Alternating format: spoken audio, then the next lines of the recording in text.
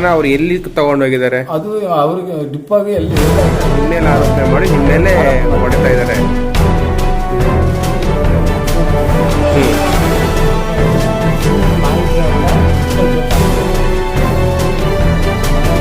ಅಣ್ಣ ನಿಮ್ಮ ಹೆಸರು? ಸುರೇಶ್ ಅಂತೇಳಿ. ಯಾವ ಊರು ನಿಮ್ದು? ಹೊಸಗಂಗೂರು. ಏನಾಯ್ತು? ಅದೇ ನಮ್ಮ ಹೊಲದಲ್ಲಿ ಮರ ನಮ್ಗೆ ಗೊತ್ತಿಲ್ಲದಂಗೆ ಕುಯ್ದುಬಿಟ್ಟು. ಯಾರು ಕುಯ್ದಿದ್ದು? ಯಾರು? ತೀರ್ಥಪ್ಪ ಅಂತ ಅವ್ರ ಹೆಸರು. ನಮ್ಗೆ ಗೊತ್ತಿಲ್ಲ, ನಮ್ಗೆ ಹೇಳ್ದೆ ಕುಯ್ದಿರೋದು.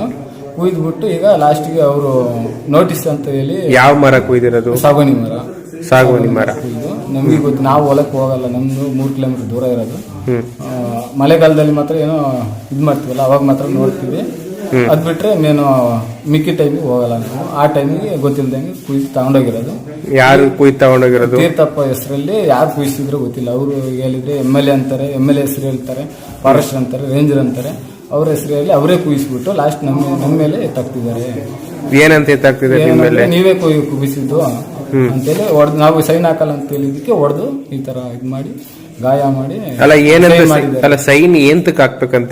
ನಾವೇ ಮಾರಿದ್ದು ಅಂತೇಳಿ, ಅದಕ್ಕೋಸ್ಕರ ನೀವೇ ಮಾರಿದ್ದು, ನಿಮ್ಮ ಹೊಲದಲ್ಲಿ ಇರೋದು ನೀವೇ ಮಾರಿದ್ದು ಅಂತೇಳಿ ಫೋರ್ಜರಿ ಮಾಡಿ ಸೈನ್ ಮಾಡೋಕ್ಕೋಸ್ಕರ ಹೊಡೆದು ಸೈನ್ ಮಾಡಿದ್ದಾರೆ. ಸೈನ್ ಮಾಡಿಸ್ಕೊಂಡಿದ್ದಾರೆ. ಯಾರು ಹೊಡೆದಿದ್ದು? ಯಾರು? ವಾಸುದೇವ್ ಅಂತ ಅಜ್ಜಂಪುರ ಇಲಾಖೆಗೆ ಬರೋಕೆಯಲ್ಲಿ ಅವ್ರಿಗೆ ಹೊಡೆದಿದ್ದಾರೆ. ರೇಂಜರು. ಅಂದ್ರೆ ಈಗ ಮರನ ಅವ್ರು ಎಲ್ಲಿ ತಗೊಂಡೋಗಿದ್ದಾರೆ? ಅದು ಅವ್ರಿಗೆ ಡಿಪ್ಪಾಗಿ ಎಲ್ಲಿ ಹಾಕಿದಾರೆ ಅಂತ ಗೊತ್ತಿಲ್ಲ ನಮಗೆ, ಇನ್ನು ತೋರಿಸಿಲ್ಲ ನಮಗೆ ಎಲ್ಲಿ ಹಾಕಿದಾರೆ ಅಂತೇಳಿ. ಕೇಳಿದಕ್ಕೆ ಡಿಪ್ಪೋದಲ್ಲಿ ಹಾಕಿದೀರಾ ಅಂತ ಹೇಳಿದ್ದಾರೆ.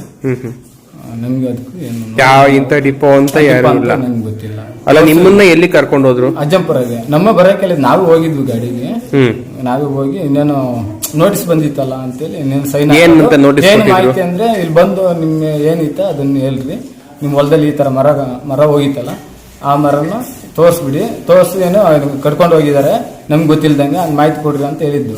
ನಾವು ಅದನ್ನೇ ಕೊಟ್ಟಿದ್ವಿ. ನಮ್ಗೆ ನಾವು 80 ವರ್ಷದಿಂದ ಹೊಲ ಓಡಿಸ್ತಿದ್ವಿ, ನಮಗೆ ಅದಕ್ಕೆ ಗೊತ್ತಿಲ್ಲ, ನಮ್ಗೆ ಇಲ್ದಾಗ ಬಂದು ಕಟ್ಕೊಂಡು ಹೋಗಿದ್ದಾರೆ ಅಂತ ಹೇಳಿದ್ವಿ. ಅದ್ರ ಮೇಲೆ ಅವ್ರು ಬಂದು ಹೊಡೆದು, ಇಲ್ಲ ನೀವೇ ಮಾರಿದ್ದು ಅಂತೇಳಿ ಸೈನ್ ಮಾಡಿಸ್ಕೊಂಡಿರೋದು ನಮ್ಮ ಹತ್ರ.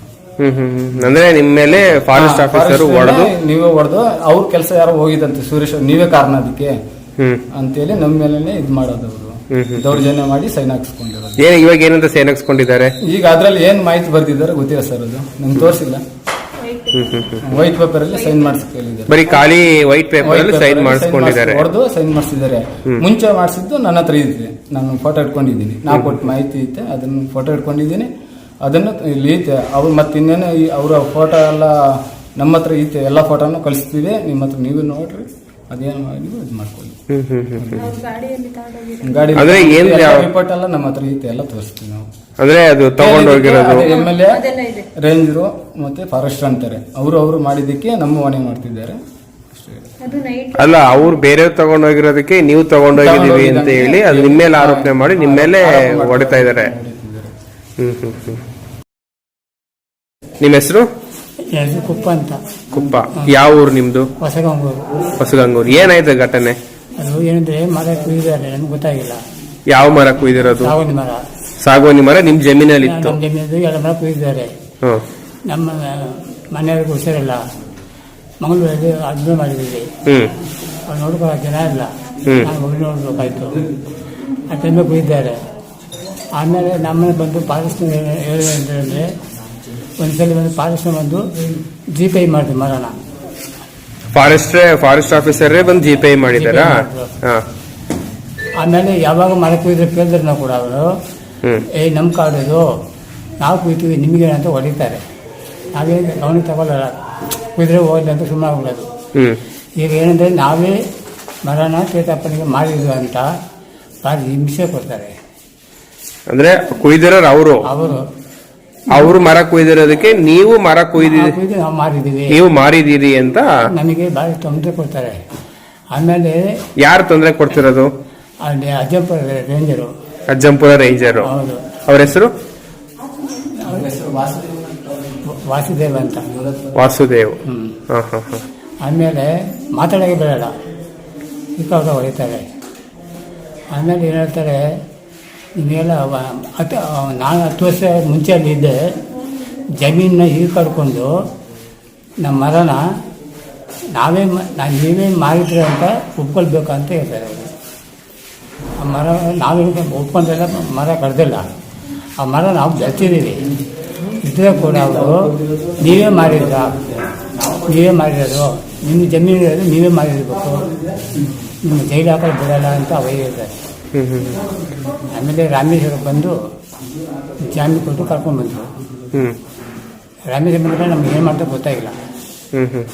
ನಾವೇನಂದ್ರೆ ಇಬ್ಬರೇ ಹೋಗಿದ್ದೇವಲ್ಲ, ಒಬ್ಬ ಪಕ್ಕದಲ್ಲಿ ಅಲ್ಲಿ ಕರ್ಕೊಂಡೋಗಿ ಏನು ಮಾಡಿದ್ರು ನಿಮ್ಮನ್ನ? ನಾವು ಅವಾಗ ಕರ್ಕೊಂಡು ಹೋಗಿಲ್ಲ, ನಾವೇ ಇಲ್ಲಿಂದ ರಿಪೇಟ್ ಬರ್ತಾ ಅವರು ಅಲ್ಲಿಂದ ಲೆಟ್ರ್ ಕಳಿಸಿದ್ರಲ್ಲ, 6ನೇ ತಾರೀಕು ನಮಗೆ ಹೀಗೆ 3ನೇ ತಾರೀಕು. ನಾವು ಏನು ಮಾಡಿದೆ, ಶನಿವಾರ ದಂತರ್ಗ ಹೋಗಿ ನಮ್ಮ ಮನೆಯಲ್ಲಿ ಹುಷಾರಿಲ್ಲ ಅಂತ ಪೂಜೆ ಮಾಡಿಸ್ಕೊಂಡು ಭಾನುವಾರ ಸಂಜೆ 7 ಗಂಟೆಗೆ ಬಂದಿವಿ. ನಿನ್ನೆ ಇವತ್ತು ಅವರು ಲೆಟ್ರ್ ಕಳಿಸಿದ್ರಲ್ಲ, ಅವರು ಹೋಗ್ಲಿಬೇಕಲ್ಲ ಅಂತ ಅಲ್ಲಿ ಹೋಗಿದ್ವಿ.